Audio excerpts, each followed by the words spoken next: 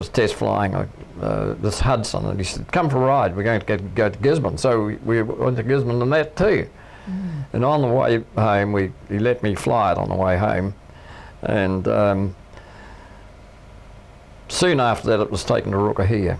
One day in about 1948 or so, 49, I was up at Taupo, and I thought I'll go over and have a look at the aircraft to Ruakahia. And went in the gate, and sitting inside the gate was this very Hudson, minus its props, 2 brand new Cyclone engines, just in the sun, and the aircraft down on the ground, the wheels were off it. Mm. After all that effort, changing those engines, you know, hours of work for half a dozen guys, just wasted like that. Yeah.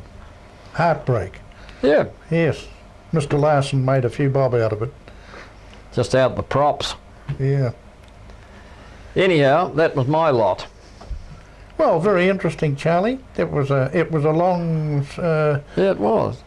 It was a long stint of service, wasn't it? Really. It was a slice out of your life.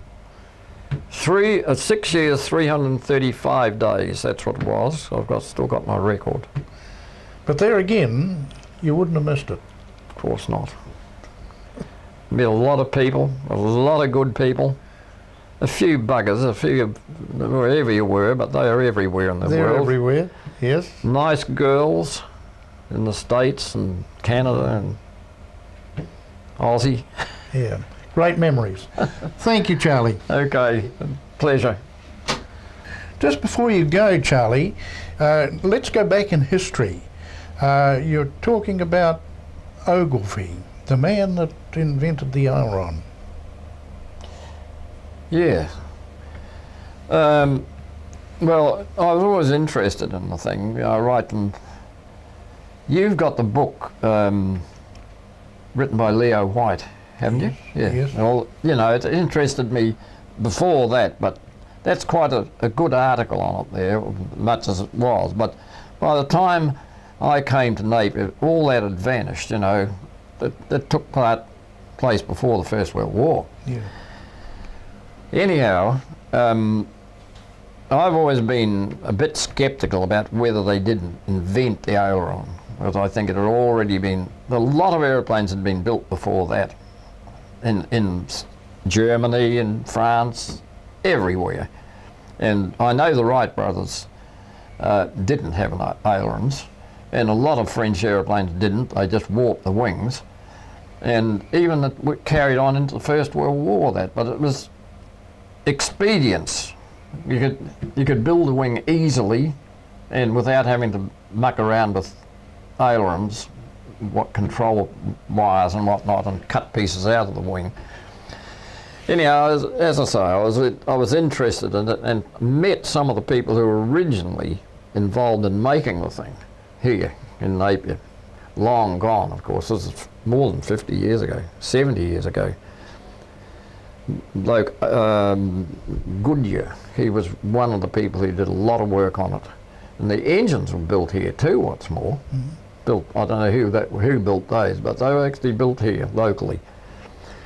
Anyhow, one day, I met a lady, this is during the 50s, I suppose, and she was the daughter of Mrs. Ogilvy. And she was one of the Kettles from here, Williams and Kettle. Mrs. Ogilvy was actually a Kettle. So I said, "Is your mother still alive?" And she said, "Oh yes, she's still alive. She's living up on the hill." I said, "Oh, it's very interesting."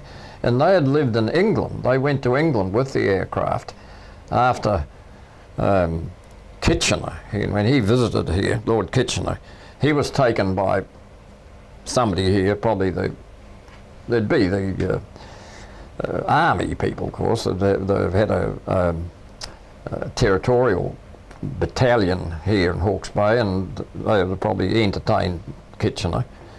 And they took him to see the aeroplane. It wasn't flyable, of course, but he saw it, they ran the motor and whatnot. And then he said, "Well, I think you should come to England." You know, whether Kitchener had any knowledge of flying or not, I wouldn't know. Probably not. But he thought that their aileron business was going to be a revolutionary thing, you see. But I think by the end of well, others had already done that. But he did build an aeroplane when he got to England, and unfortunately the war came along, and it was sort of pushed to one side, but it flew. The Valkyrie, I think they call it. I've seen a photograph of it.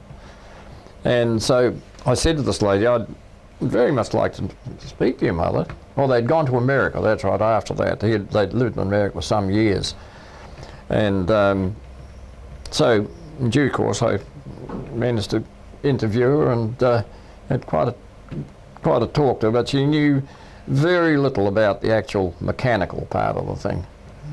But it was just interesting to meet her, and she was the Kettle family, Williams and Kettle, yes. But she was one of the older members of it. Oh, very good. The diagrams and all that sort of thing of the mechanics were actually registered here in New Zealand, weren't they? I think so, yeah. Yes. Oh, yeah. And I think John actually has the drawings of them, haven't you, John? I think Tony Gawthorne and Ian Granger applied to the patent office and got a copy of them. Oh, did he? Yeah, he's got a copy of the actual patent. And a local farmer who backed payment of it, I think. Who was that? A local farmer apparently backed the payment of it. Oh, yes. Yeah, we'll have to get the rest of that from Ian. Ian Granger, he's got a little bit of grip on it.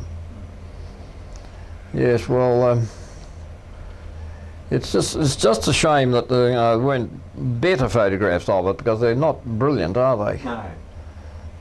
Well, the negatives must be somewhere that they probably destroyed. Yeah. But this should be registered in the history of Napier somewhere. It should be, certainly. Oh, there's enough. That photograph in the wing spread is a good photograph of it sitting up on the ramp. On the ramp, yes, because they didn't have enough power to get the thing into the air. That was the trouble. It was only a motorcycle engine for a start, but then they built a better engine later on, with more power. We got a faint picture of the where the airstrip was as an aerial that Arnold Wright took sometime or other. You just faintly see the airstrip where they most had the ramp, where they had it pointing into the west, where we get in. Westerly winds, yeah. So they were trying to take advantage. Yeah, that's right. Get it airborne. It wasn't the only one that had that kind of trouble. The Wrights did that. Yes, that goes back in history. Well, thanks again. That's very good, Charlie. Okay.